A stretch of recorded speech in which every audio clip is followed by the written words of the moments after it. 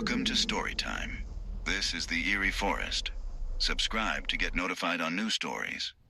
Into the Eerie Forest, Part 2. The Larder. The dark room. The slam of the door echoed like a gunshot. Then, silence. Absolute, heavy silence. I didn't move. My back was pressed against the cold wood of the door that had just been locked from the outside. I held my breath, waiting for the thing in Leo's jacket, the scarecrow with the deer skull, to strike.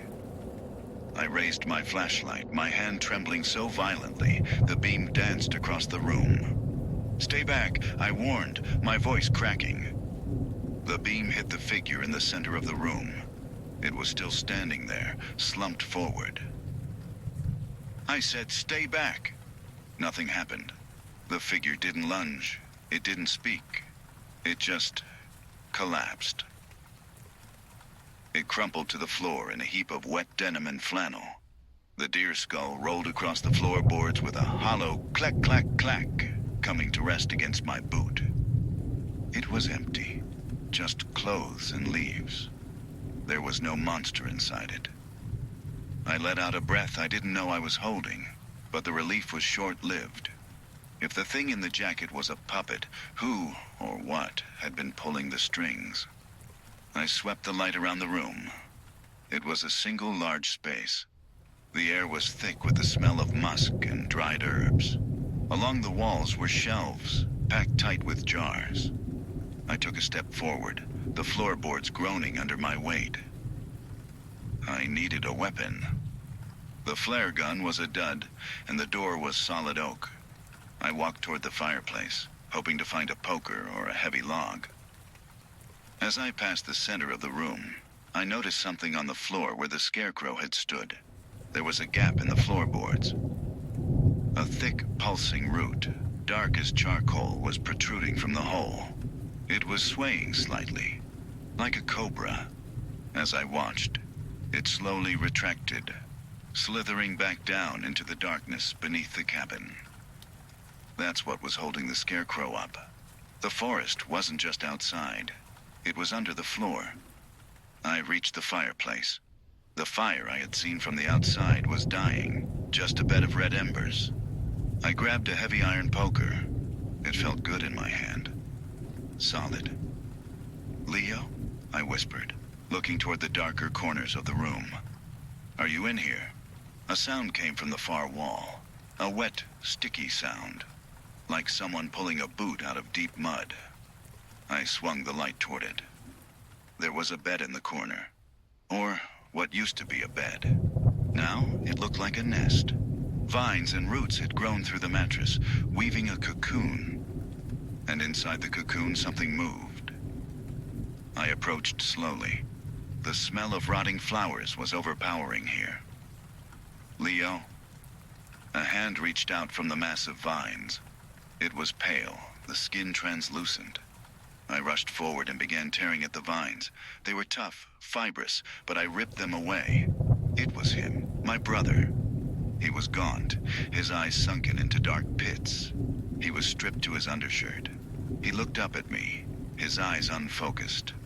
"You came inside," he rasped. It was his real voice this time, weak, terrified. "I'm here, Leo.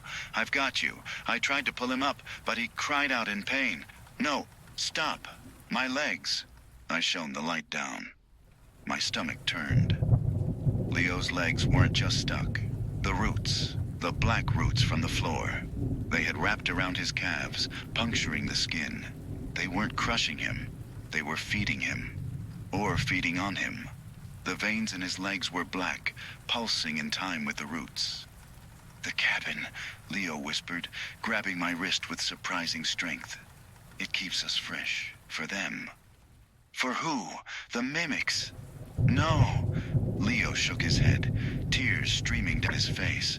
"The mimics are just the leftovers, the ones who escaped but changed. This place is the stomach." Thump. Something hit the roof. Thump. Thump. Something was walking on the shingles above us. Dust and soot trickled down the chimney, hissing as it hit the embers. "They know we're here." Leo whimpered. "The mimics. They're on the roof. They're going to come down the chimney." I looked at the fireplace. It was the only opening. "Can you walk?" I asked. "No." "Then I'm going to carry you." "You can't. The roots." "I don't care." I raised the iron poker. "This is going to hurt." I didn't wait for him to agree. I brought the poker down, hacking at the thick black roots attached to his legs. Leo screamed.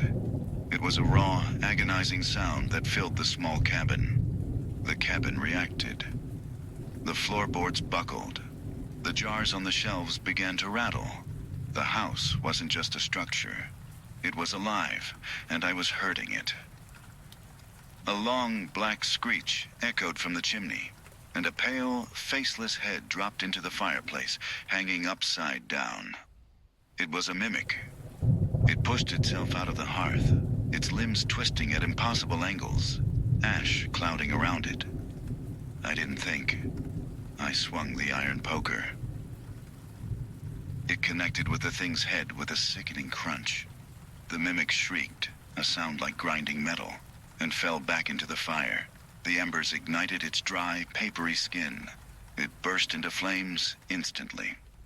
"Fire," I muttered. I looked at Leo. I looked at the dry, rotting wood of the cabin walls. "Leo, cover your face." I grabbed a jar from the nearest shelf. It was filled with a murky oil. I smashed it against the wall. Then another. Then another. "What are you doing?" Leo groaned. "If this is the stomach," I said, striking the flare gun against the stone hearth to clear the jam, "I'm giving it heartburn." I pointed the flare gun at the oil-soaked wall. "Please work," I prayed. I pulled the trigger. A brilliant red magnesium flare shot across the room. It hit the oil and exploded into a wall of crimson fire. The scream didn't come from Leo. It came from the walls. The wood groaned and shrieked as the heat took hold. The roots on the floor writhed, retracting violently, releasing Leo's legs. "Get up!" I grabbed Leo, hauling him over my shoulder. He was light. Too light. The cabin was filling with smoke. The heat was intense. Above us, I could hear the mimics on the roof screeching in panic as the shingles grew hot. I ran at the door. It was still locked from the outside. I kicked it. It didn't budge. The fire was spreading fast, eating the oxygen. "The window!" Leo coughed. "The boarded-up window." I rushed toward it, swinging the iron poker like a madman. I smashed the rotting boards. One gave way. Then two. Fresh, cold air rushed in, feeding the fire. The backdraft roared behind us. I shoved Leo through the hole, dropping him into the mud outside. I scrambled out after him, tumbling onto the wet earth just as the cabin's roof collapsed inward in a fountain of sparks. I dragged Leo up. The rain had started again, torrential and freezing. The light from the burning cabin illuminated the forest. They were there. Dozens of mimics. They formed a wide circle, watching the house burn. The fire confused them. They shielded their eyeless faces from the light. "Run," I told Leo. "Don't look at them. Just run." I half carried, half dragged him toward the tree line. A mimic lunged from the shadows to my right. "Help me," it whispered in my mother's voice.